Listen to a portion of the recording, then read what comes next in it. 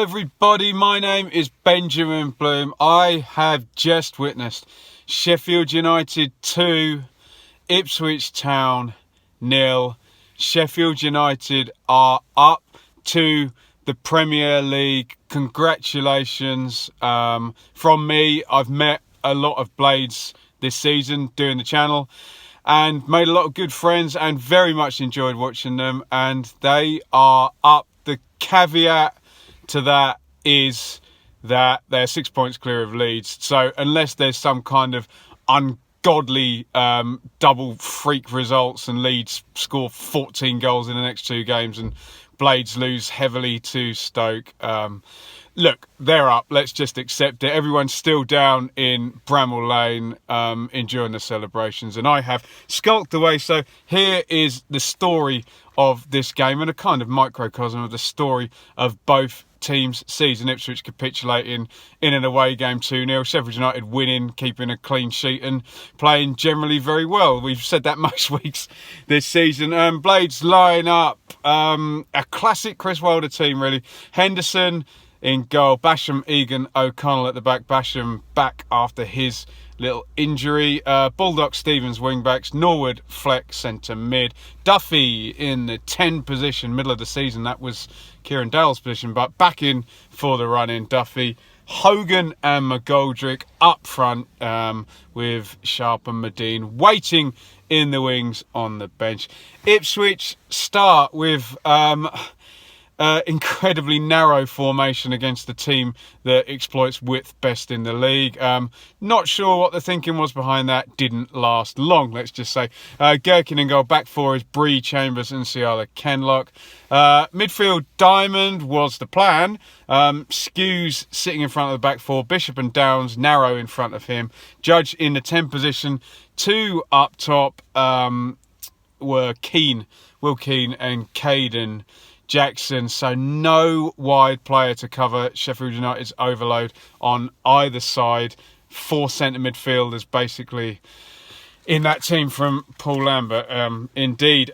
Game starts and just absolutely like the Alamo. United, everybody in Ipswich's half right from the kickoff, piling on.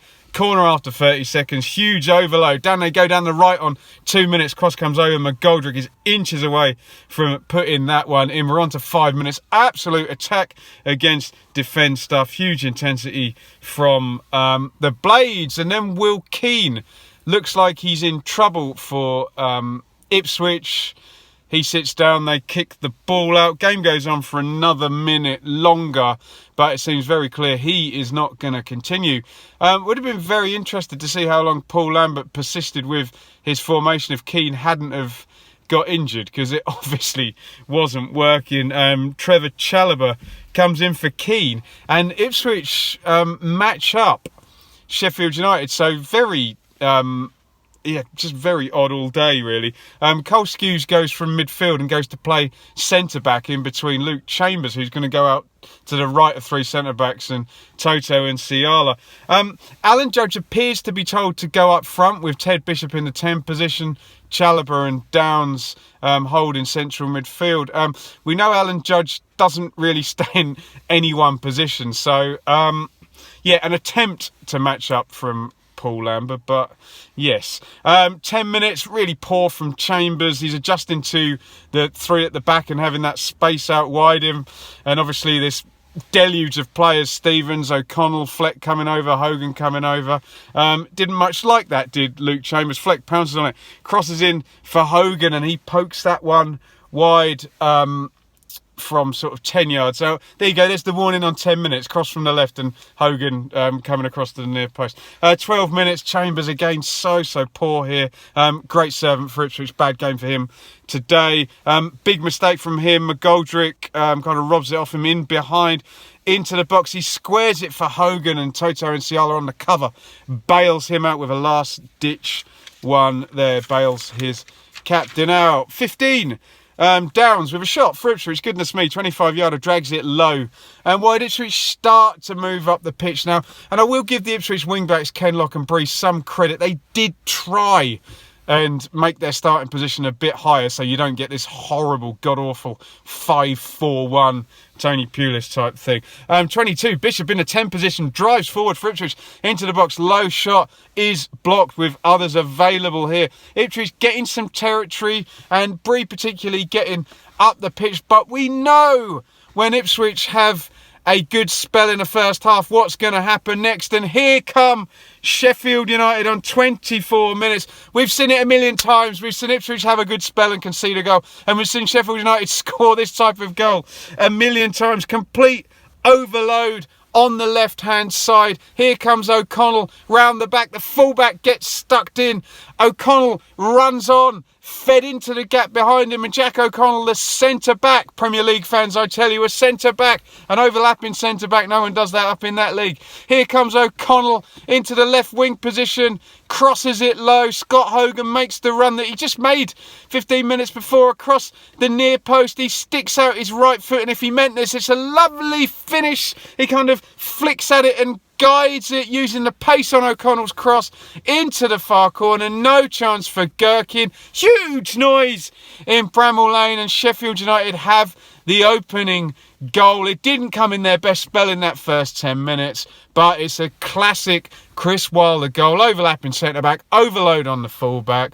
1-0 to the Blades. 32, clever corner here. Fleck on the floor to Norwood. He's arriving on the edge of the area, smashes it right-footed at goal, and Ciala heads over. He's this strange mystery, Ollie Norwood. He's a brilliant technician and a brilliant long-range passer, but not the best long-range shooter I have had. 33, massive load of pressure from United. McGoldrick drops into the 10 position. Brilliant stuff from him. Receives the ball, turns, feeds a lovely through ball through for Bulldog. He's into the penalty area. He's in behind, but he kind of comes across laterally, gets robbed out. Pinball in the area. Are they going to get the second one? It falls again to Bulldog, and his shot is blocked out. Could have been 2-0 there. Maybe should have been if Bulldog goes straight at goal and gets a better first touch there. 39, Fleck crosses to the back post. McGoldrick is up. Good header again. If he meant this, heads it back towards the penalty spot. Norwood is arriving. He kind of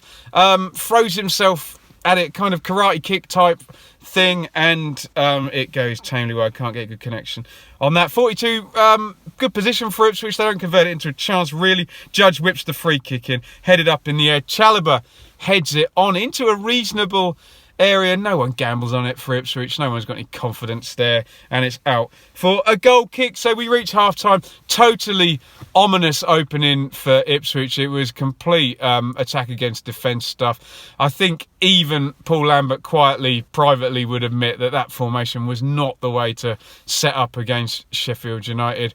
I'm sure the injury to Will Keane wasn't a blessing for him. I hope he's okay. He's just one of these players that can never get a run of games going. But maybe that was the wake-up to Lambert to change that formation. He tries to match up, and Ipswich get into the game coming up 22-24 minutes. But Blades picked them off on 24 with that goal from Hogan. Could have added a second one from Bulldog if he gets a better touch in there. But it's 1-0 at half-time. Blades good value for their lead, but you know what it's like when, you know, chasing promotion, things can get nervous, so they would want that second goal, I would suspect, be the message from Chris Wilder. 47 minutes. Ender Stevens wins a free kick high up in the left position, close to the edge of the penalty area. Up steps Norwood. He's going to curl it to the back post. Is it across? Is it shot? Who cares? It flies over, beats Gherkin and smashes off the post. And how unlucky there. Blades again nearly 2-0 up, and again 56 minutes, huge chance here. Norwood drives forward slightly right of centre. We know he's brilliant in this position. He should be better contained by the Ipswich defence. He puts that cross in that we've seen a million times, whipping round to the back post. David McGoldrick's up, point blank, bad miss by McGoldrick on the back post. Does he shut his eyes? Does he head it too far down? Does he see it late? I don't know. Should have scored there on the back post. 57, another big chance. They can't cock this up, can they? Sheffield United. Bulldog, great overlap here. Crosses low. Hogan is in the middle of the goal. Good contact, this one. Similar move to the goal in the first half if you transpose that it's from the other side. He gets a good contact on it. I think it hits Gherkin on the chest. There may or may not have been an offside flag that I did not see. Penny for Billy Sharp's thoughts at this point. So I don't know how many goals he would have got from those 3 chances. The statistics say probably a couple. And the aforementioned Billy Sharp makes his entry to a rousing Yorkshire reception on 62. Hogan out. Sharp in, the hometown hero. We knew he was going to finish the game, didn't we? McGoldrick picks up on 66. He's got it going on here. The whole world's watching him on Sky TV. He's going to become a Premier League player from a free transfer from Ipswich. God damn it. Ball through. Sharp is one-on-one with Skews. Is he going to get this narratively pleasing goal? No, can't get by Skews. 68, I don't want to be too down on Paul Lambert's decisions today. Andre Dizelle comes on for Caden Jackson. Ipswich have no strikers on the pitch. They're already playing a kind of 3-5-2 type formation with Alan Judge up front. Judge is now left up on his own. Just a very strange day formation-wise for Ipswich. Really difficult stuff to explain. Maybe the league table explains a bit more. 68, Norwood swings the corner in from the right-hand side. Egan is up in the middle of the goal. They've piled in. We know Sheffield United are clever on the corners here and they do good blocking and whatnot. Big chance here, and Egan heads it over. So that was on 68 minutes, and they were warned because on 71 minutes, Blades force a corner again. And we've given a lot of credit to Sheffield United for imaginative corners. And if this was planned, this is brilliant. It may be something in nothing, but Jack O'Connell seems to take an age playing with a water bottle way up on the touchline.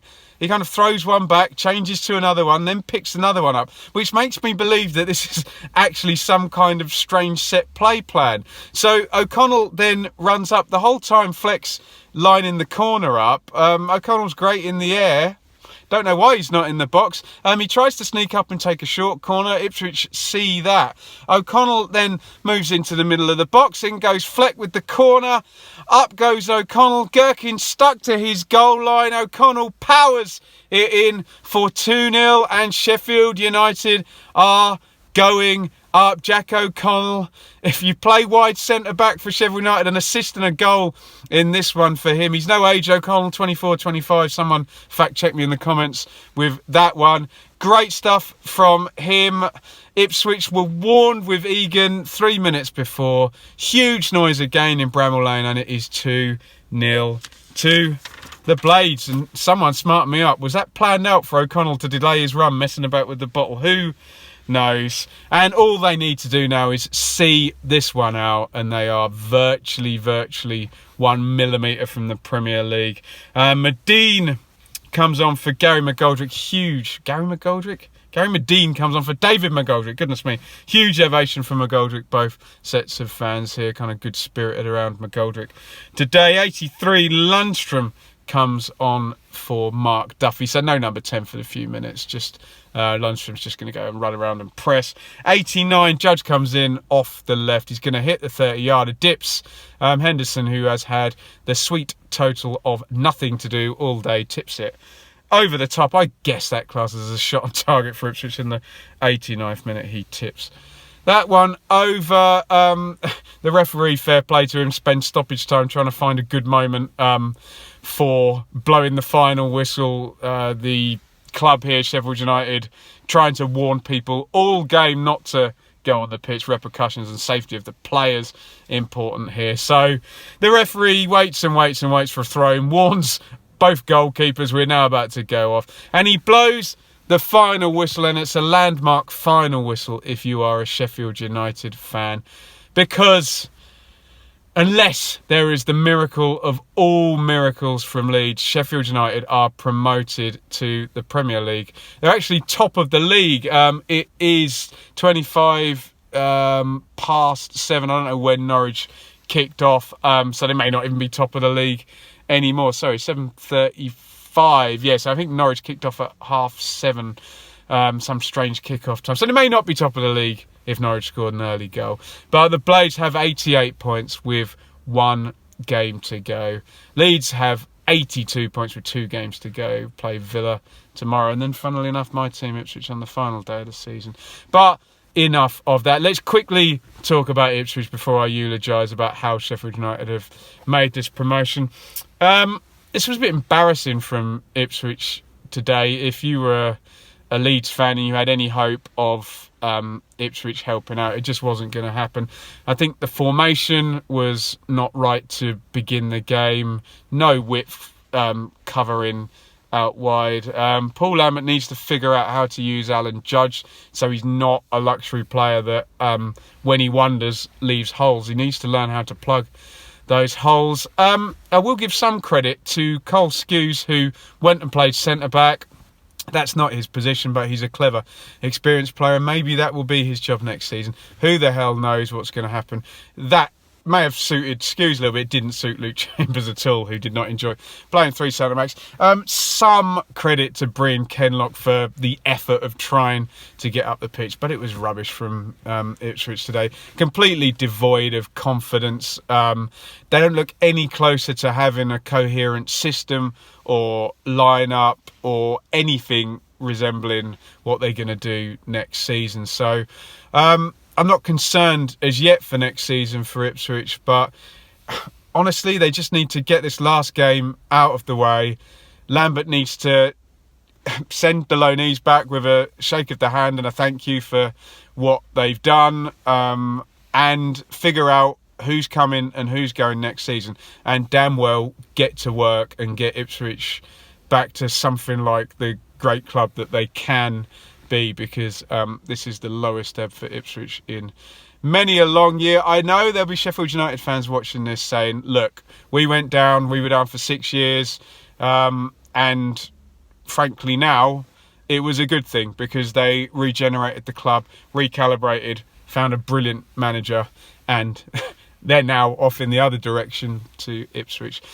So, yeah, a few interesting months ahead for Ipswich before we get to August the 3rd or whenever it is and they open up. Don't know where they're going to open up in League One, at Rochdale or Accrington or Wickham or wherever. Ipswich Town, ladies and gentlemen. Let's talk about Sheffield United. I'm an Ipswich fan. I'm a neutral, but I have grown to love watching Sheffield United. And I've grown to really admire Chris Wilder as a manager. This is his 3rd year. He got them promoted out of League One in the first year. He got them into the Championship last year. He had a brilliant start. I discovered this 3-5-2, this bombarding centre-backs coming forward. John Fleck, kind of the mainstay of that team. Leon Clark scoring the goals. One damn sail. David Brooks, out he goes. In come Egan. In comes McGoldrick on a free transfer. Norwood, that's the 5 million quid or whatever that David Brooks waged. Consistency of tactics, adventurous football, aggression, good recruitment. Up they go, up the table. I came here in December.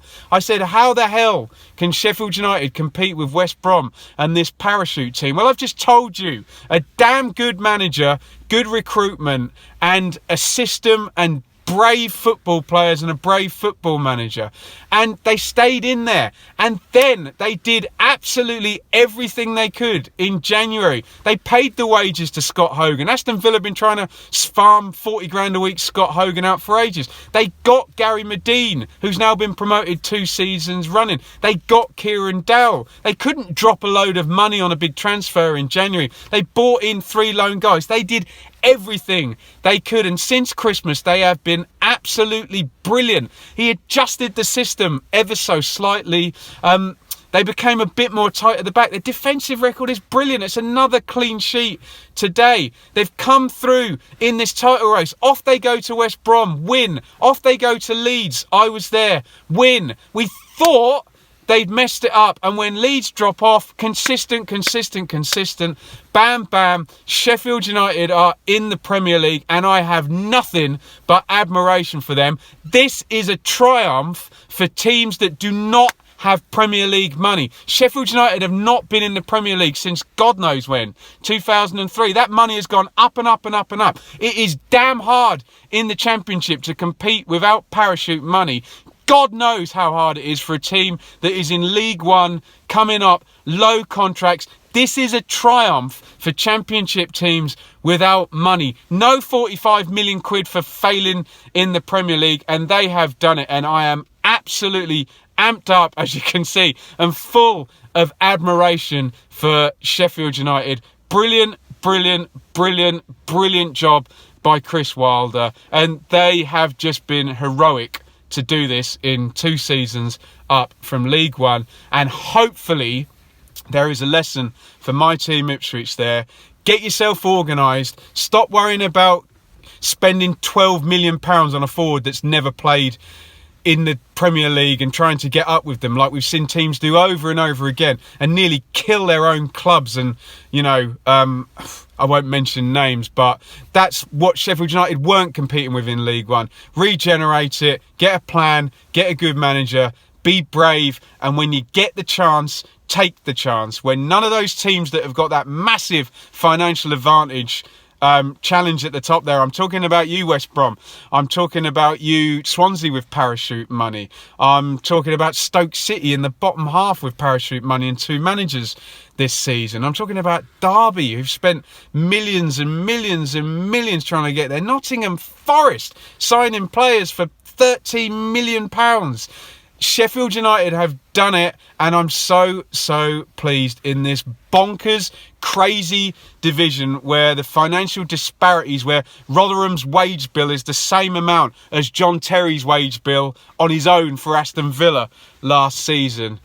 Goodness me, well done to Sheffield United. And my advice, I know you don't want it, Blades fans, enjoy this. Absolutely enjoy this. Keep Chris Wilder. If you're bottom of the league and have 0 points in October, keep Chris Wilder. Just keep that guy there. Don't do what Fulham have done and rip it up and buy a load of foreigners. Take that Premier League money. Try your absolute damnedest to stay up. But if you do not, that does not matter, because you will come down 10 times bigger club with bigger money and bigger resources to be in that top sort of 25 clubs in England. And there is a top 25 clubs, because it's anyone who's got Premier League money, anyone who's got parachute money, or anyone who's just had Premier League money are light years away from everybody else. And my team Ipswich has fallen foul of just being on the edge of that, throwing money to try and compete and throwing less and less and less and less and less, and they are now relegated, and Sheffield United are going the other way. Anyway, I'm going off on a tangent. It's a great day for Sheffield United. Huge congratulations for them.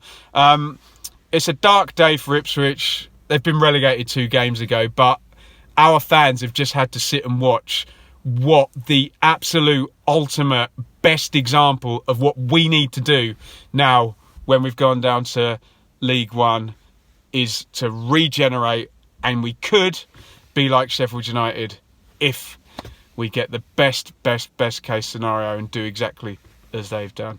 Who knows what's in store for both teams? Could be a very different experience, but just enjoy it, Sheffield United fans, and think about us Ipswich fans down there in League One next season when you're at Arsenal and Man United and Chelsea and Man City. Let me know what you think in the comments. Sorry, it became a bit of a political football money rant at the end, but there you go. That's how I'm feeling at the moment. Get your comments in, thumbs up. If you're a Sheffield United fan and you've supported my channel this season, thank you. Don't go away. Don't unsubscribe in the Premier League next year. Keep checking in. I'll still be here doing Championship stuff and following my team Ipswich also in League One. Thank you for watching. Congratulations again to the Blades. Follow me on Twitter at Benjamin Bloom. I'm gonna go and find a cold shower and calm the hell down.